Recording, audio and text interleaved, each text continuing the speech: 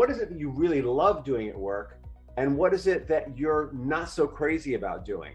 And I want to be really clear. We want to live lives where we're feeling fulfilled and joyful and doing what we really like to do. One of the things I really like to do is talk to other people about their journey, right? So this is a lot of fun for me right now. There are things that I don't love to do that are associated with this. I'm not so crazy about the downloading, uploading, writing descriptions, connecting to Facebook Live, the technology behind it. Not that much fun for me, but I don't mind doing those little pieces because I love doing this part where I get to talk to you. That's part of what really jacks me. And so, there are always going to be little bits and pieces that we aren't so crazy about, but they're going to enable us to do the things we're really joyful about.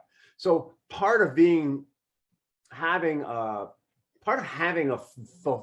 vision for a fulfilling life, a compelling future, has to do with what makes it compelling is that you want it. You want to do it. When you do it, you're excited, right?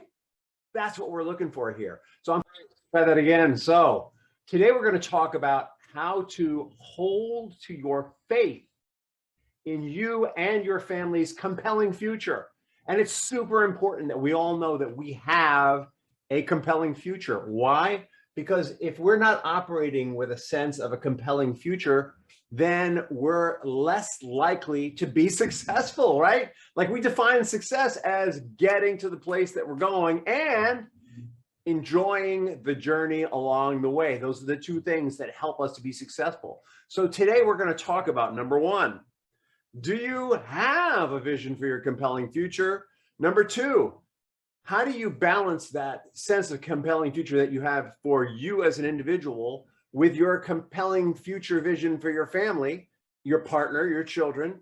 And number three, what is faith and how do you make it work in your life? And I want to be really clear. When we talk about faith, I'm going to use the broadest definition of faith. The broadest definition being that that vision that you have is going to happen one way or another. And how that happens, that's between you and yourself. What you believe in, what you believe empowers you in your life.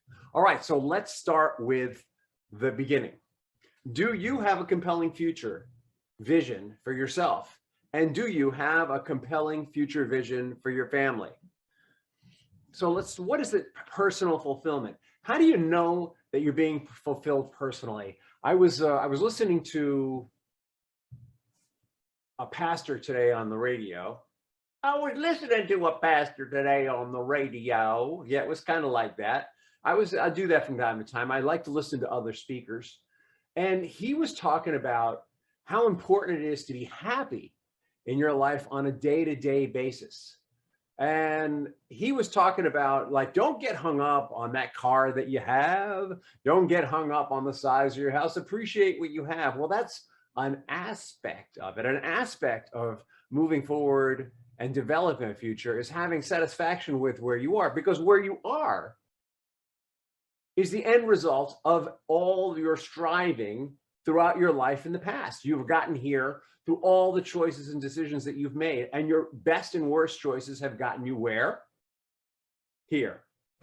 All right, so the first part is that, but then there's where is it that you want to go that's going to be even more fulfilling? And this is true, by the way, no matter what age you are.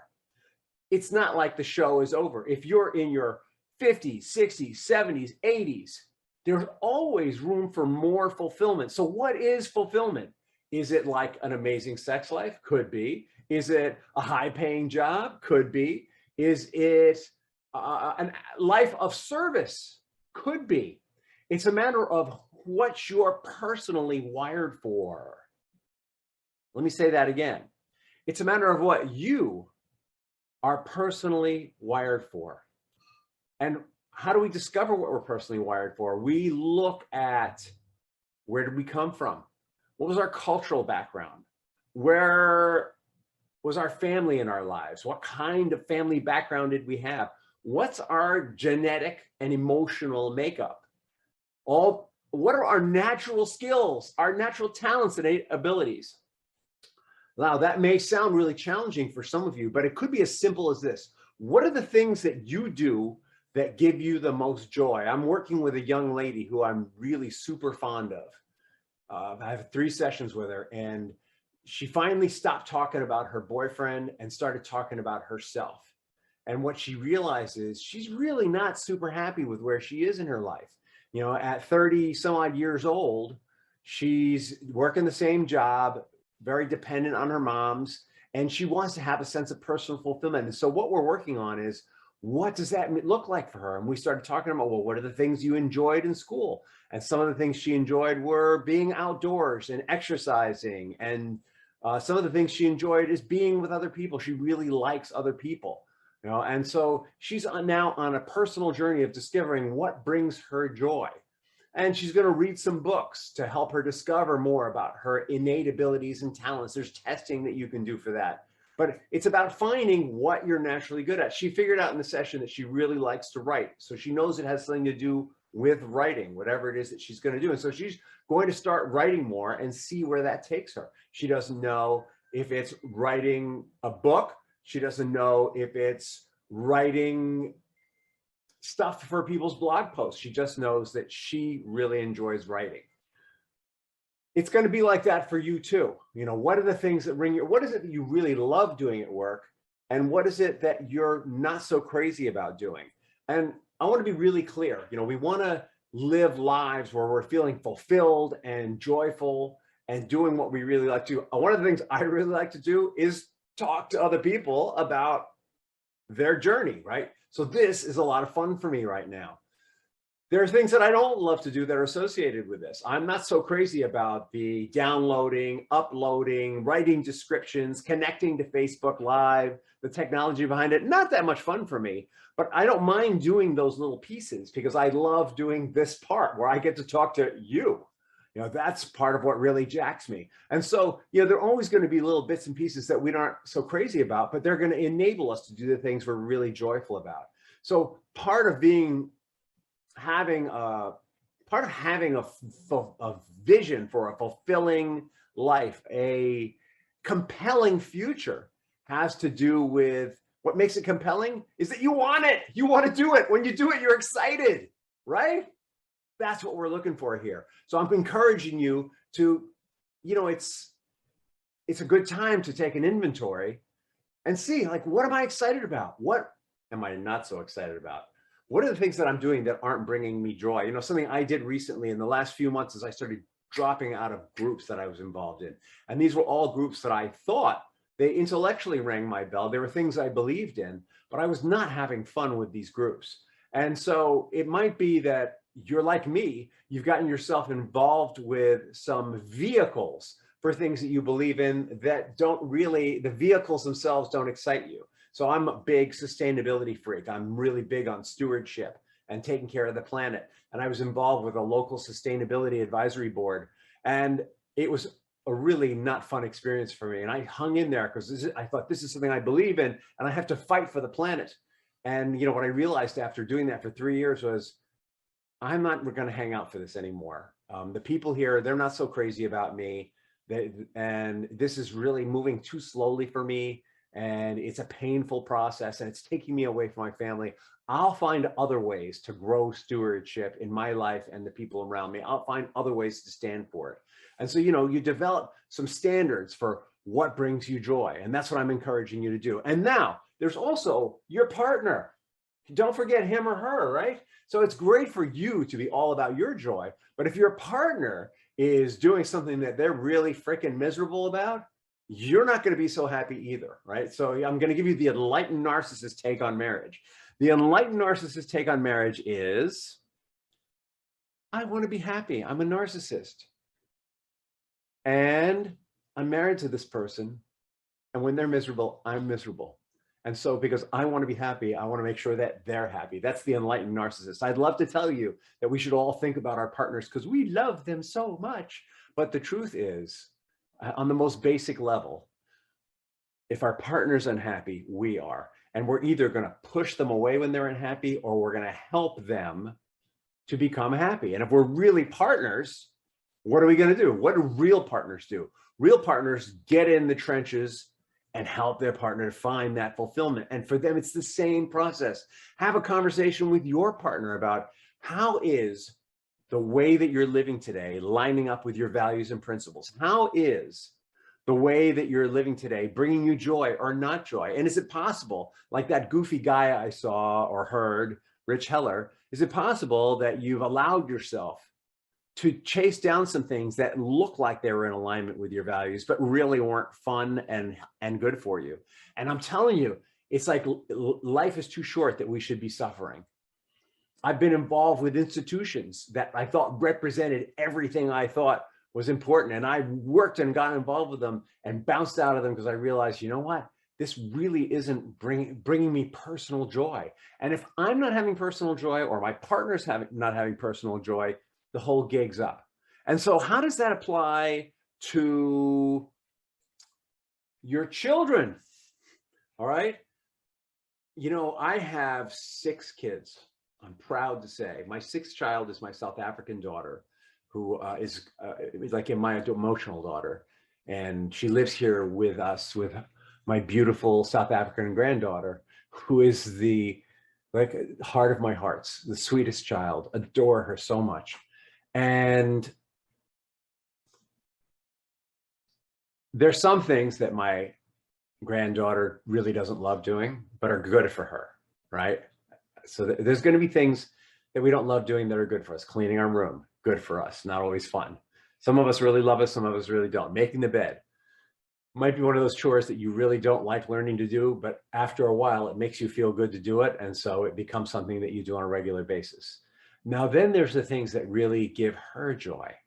She loves to dance. She loves to sing. She loves to talk. She should be doing this podcast, this video blog, this Facebook Live, because she would talk your ear off. And you'd be totally entertained in the process.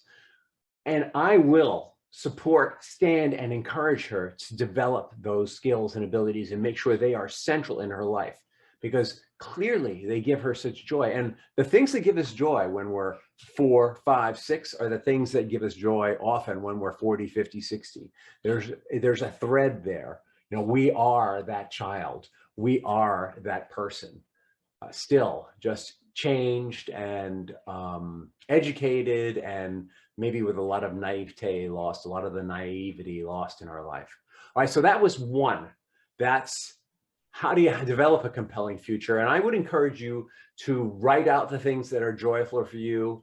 I would encourage you to develop a compelling future for you that's not necessarily about the biggest house and the most amazing car, but what's underneath that. What does that big house represent? It might represent having enough room for you and the next generation and the next generation. It might represent having enough room for you to have a place to paint, or a place to exercise, or sing or dance like my daughter. But remember that objects, the things of the world, they don't really fulfill us.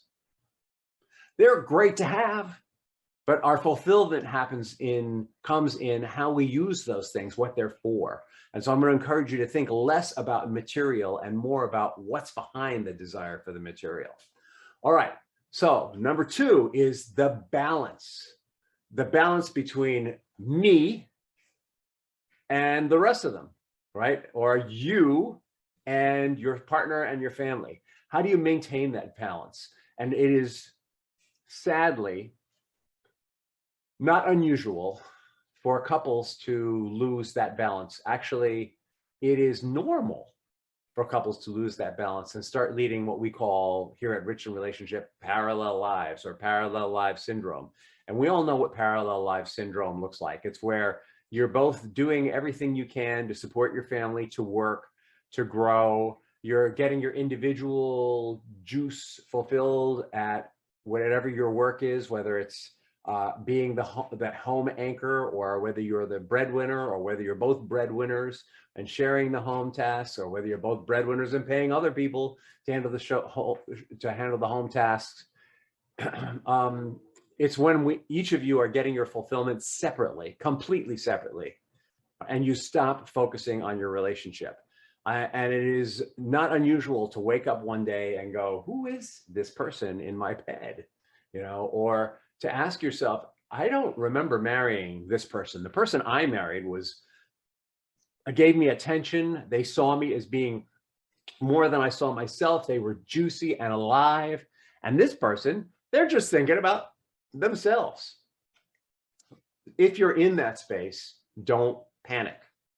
All you need to do is start rekindling the flame of your shared future, right? And super important to get it, that life is not just about two individual futures, but your shared future. So your shared future as a couple is going to be the compilation of your values and principles. It's going to be where you want to be with your children and your children's children. It may be a faith-based future, though honestly, my wife and I share different perspectives on that. I lead a spiritually faith-based life, and she leads more of an intellectually faith-based life. That's where she comes from. But she and I have the same basic compelling future. We value one another highly, support one another to the hilt. We value our families highly. Family structure, super important for both of us. We honor each other's families, quirks and all. Yeah, even though our families may not honor us so well from time to time, even though we may feel dishonored by the members of our family from time to time, we acknowledge that they are important branches of our tree, and that we will nurture them and care for them to the best of our ability. And we share a huge base of values and principles that are surrounding love for one another, love and the shared vision. I have a vision of her as an accomplished human being that she's been growing into for decades, and vice versa. And those things, that compilation of our individual satisfactions and fulfillments with our relationship satisfaction and fulfillments is what's driving our compelling future, right? We have a compelling future. We have a vision for where we want to be, and we are, at a later stage in life than we once were. And so we've accomplished a lot. We're very grateful for where we are. And you may have that. You may want that. If you want that, it's a simple thing. It's not necessarily easy. It doesn't happen rapido. It doesn't happen super fast. It can, but it's rare. It's more like you're going to need to take a look at your foundation and get back in touch with those values and principles, get back in touch with that shared future.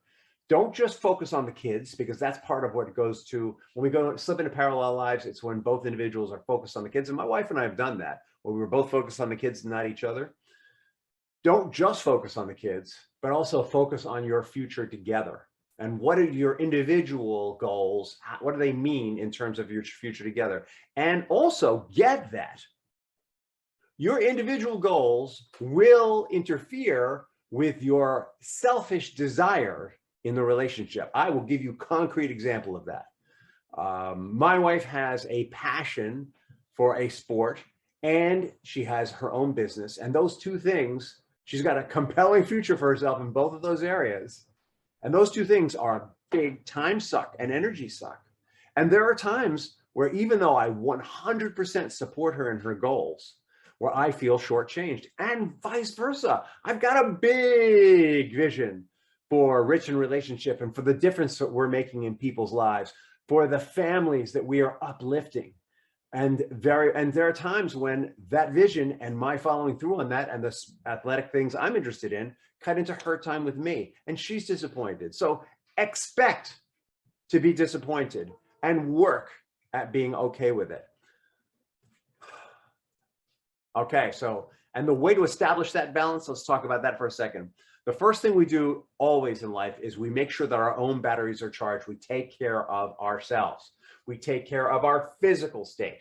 Are we eating right? Are we sleeping? Are we exercising? We take care of our mental state, our mind, the state of our mind. Is our mind managing us, or are we managing it? Our mind is an interface that we've created between our body and who we are, between who we are and the world. And our mind is the interface. And it's a tool. Think of the human mind as a tool. I'm not talking about brains here. I'm talking about the conscious mind and the unconscious mind. there's a tool that we've created for interacting in this world, in this life. And the question is our mind empowering us, or is it disabling us? So we're constantly doing the mind work or mindset work if you're a coach, constantly working on, are these thoughts moving me towards my compelling future, or are they taking me away from my compelling future? We're going to talk about that more. And the third thing is spirituality. Are we developing ourselves spiritually? And as I told you, my wife and I have separate vehicles for that. She views spirituality as a grander, her connection to life in general, and I have a spiritual connection that's grounded in a belief in an experience of a personal relationship with a higher power. Those are similar but different, but they both hinge on connection, right? And so we both work on our spiritual condition in different ways through different practices: mindfulness, meditation, prayer, reading spiritual documents, talking to other people about it. These things help to strengthen that sense of connection to things outside of us. And our mind is a vehicle in some ways for that connection. All right, so you got to make sure those things are taken care of.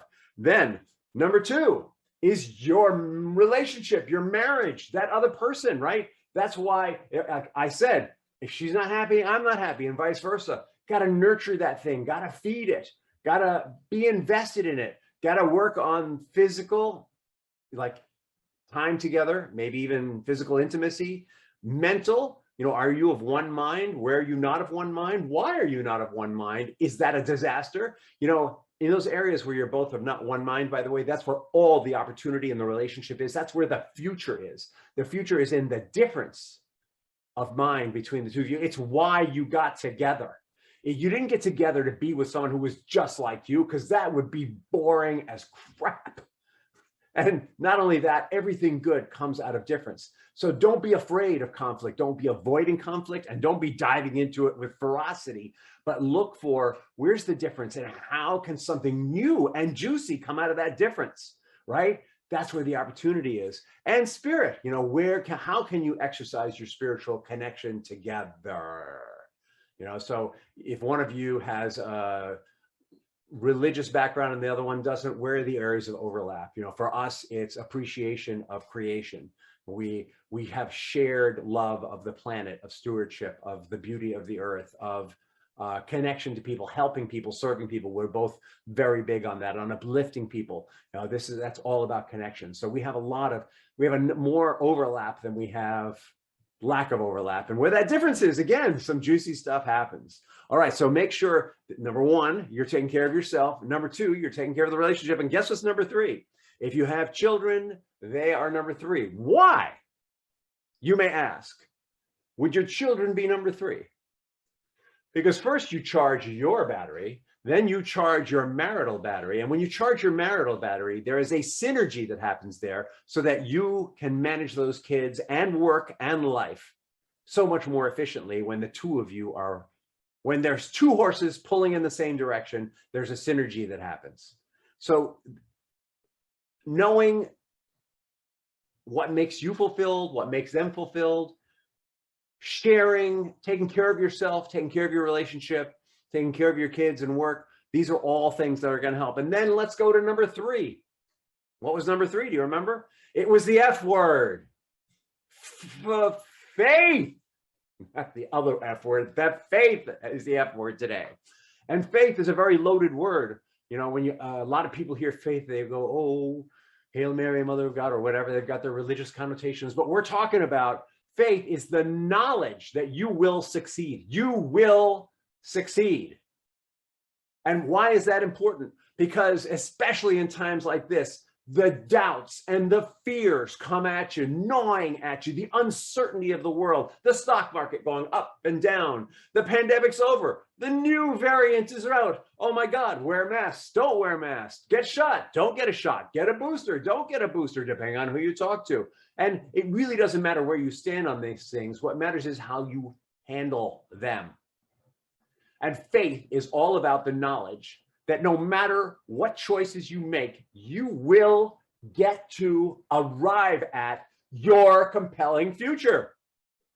the compelling future that you've created for yourself as an individual, the compelling future that you and your partner have created together for yourselves as a partnership, the compelling future that you and your partner have created for yourselves and your children and their compelling future. You will get there. And how do you know that? Where were you 10 years ago and where are you now? How do you know that? Because you and your partner and your children are going to be pursuing what? The things that naturally fulfill you and bring you joy. And when you're pursuing the things that naturally fulfill you and bring you joy, nothing will stop you. Doors will open for you when you're in that space. People will be shocked in a positive way and revere the emotion that you bring to their space when you are in that joy. Know that as long as you are true to yourself, true to your wife's or husband's vision for themselves, true to your shared vision for your children, true to the joy that comes from doing what you're innately good at, what your skills have been honed for, what your talents are best used for. When you're doing those things, the door's open. The door's open. And if you're not sure, a coach used to say to me, first, ask. Ask your friends. Ask your coach. Ask your therapist. Ask your partner. Ask your kids. Seek. Seek to know what fulfills you. Seek what brings you joy. Seek. Knock.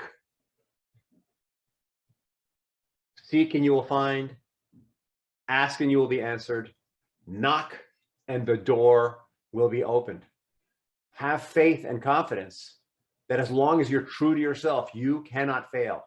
You may not get that Bugatti that you wanted, but maybe you didn't really want a Bugatti.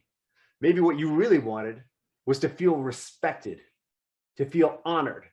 Maybe you don't need a Bugatti to feel respected and honored. Maybe you won't live in a 32-room mansion on your own island. But maybe what you really wanted was to live in your own castle where you feel safe and secure and nurtured.